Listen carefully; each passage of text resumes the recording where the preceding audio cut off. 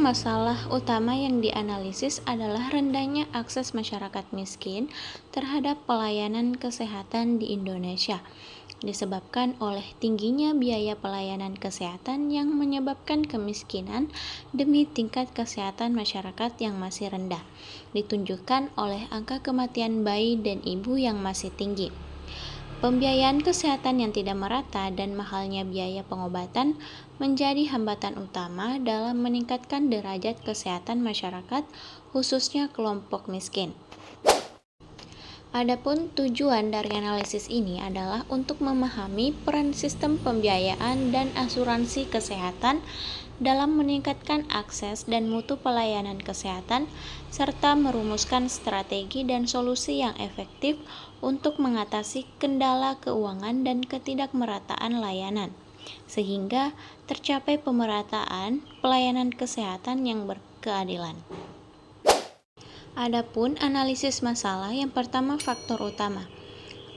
Biaya kesehatan yang tinggi dan tidak terkendali karena kemajuan teknologi dan pola penyakit yang berubah ke penyakit kronis. Kemudian, lemahnya mekanisme pengendalian biaya dan regulasi yang tidak cukup untuk membatasi pemakaian layanan berlebihan. Ketiga, ketimpangan ekonomi yang menyebabkan masyarakat miskin sulit menjangkau layanan kesehatan meskipun membutuhkan lebih besar karena faktor risiko kesehatan yang lebih tinggi. Dan yang keempat, tingginya biaya investasi dan operasional peralatan medis modern yang harus ditanggung pengguna. Kemudian yang terakhir, pola pembayaran yang tidak adil dan tidak terstruktur menyebabkan biaya tidak mampu mendukung masyarakat miskin dan rentan terhadap risiko kesehatan. Menurut WHO tentang pengembangan sistem pembayaran payment melalui asuransi dan sistem sosial lainnya. Kemudian data terkait karakteristik dan tantangan sistem pembiayaan kesehatan di Indonesia, termasuk tingkat pendidikan, teknologi kedokteran modern, dan mekanisme pengendalian biaya. Kemudian data indikator kesehatan masyarakat seperti angka kematian bayi dan ibu, serta kondisi masyarakat miskin dan mengakses layanan kesehatan.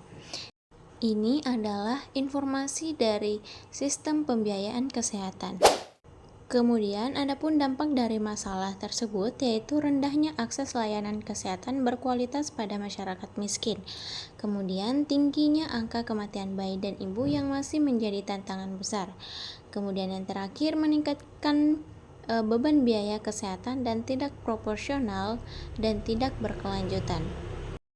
Selanjutnya adalah tantangan utama yang mencakup pengembangan sistem pembiayaan yang inklusif dan berkeadilan, pengendalian biaya, serta peningkatan kualitas sistem yang mampu menjangkau seluruh masyarakat, termasuk kelompok miskin.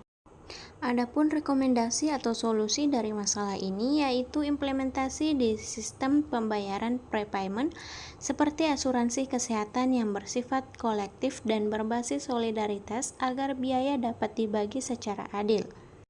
Yang kedua, memperkuat mekanisme regulasi dan pengendalian biaya layanan agar pengguna sumber daya lebih efisien dan tidak berlebihan.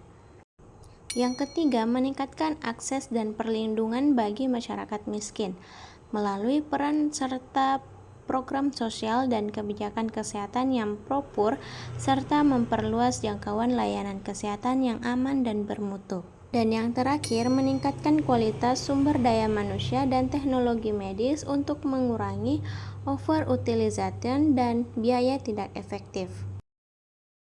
Terima kasih, mungkin itu saja dari saya. Wassalamualaikum warahmatullahi wabarakatuh.